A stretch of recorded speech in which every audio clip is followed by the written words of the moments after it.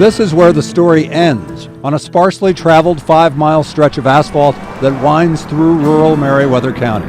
The story starts with weathered scrapbooks that chronicle the life of the road's most prominent resident, a roughneck 1940s era bootlegger named John Wallace. 60-something years later, he's still respected. John Wallace was respected as a county kingpin. Historians say he controlled local politicians, funded local churches with money from illegal liquor. That stretch of asphalt on which he lived is a modern-day memorial, named for the local liquor baron. Our deed, when we bought the house, says John Wallace Road. All my life, it's always been John Wallace Road. Are you proud of John Wallace? I am, yeah. I think he looked after what was on. Mike Strickland says he's the old bootlegger's great-great-nephew and lives where Wallace lived in 1948. That's the year things turned ugly on Wallace's farm, when a man named Wilson Turner was arrested for stealing one of Wallace's cows.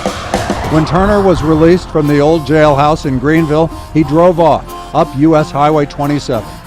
Wallace and another man followed him to the Coweta County line and killed Turner. No, he wasn't framed.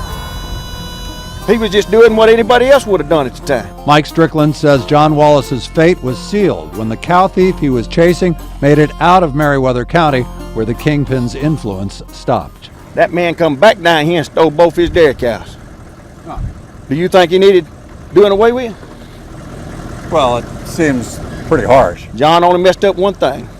No, it wasn't harsh in that day. Man, you're talking about 1949. Everybody wore 2 pistols on their hip. Need to get back that way today. Nonetheless, the essential facts aren't in dispute: that John Wallace killed a man, that the state of Georgia executed him for it, and that this road is named after a condemned killer, raising, perhaps, an obvious question. Has the county ever considered naming the road after somebody who was not executed for murder? No, sir, not to my knowledge.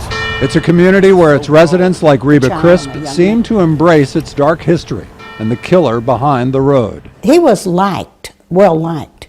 There were people that were afraid of him. Very intriguing. Somebody sees that road, and I would hope that it doesn't glorify him. And the grandson of the sheriff who arrested Wallace, former state senator Skin Edge, is mostly untroubled by the road named for the killer. And maybe it's a good thing. Maybe it teaches people a lesson, and the more they hear about it, the more they learn about it, the more they realize that everyone's accountable under the law and should be. Is there another road in America you think that's named after a man who's went to the electric chair?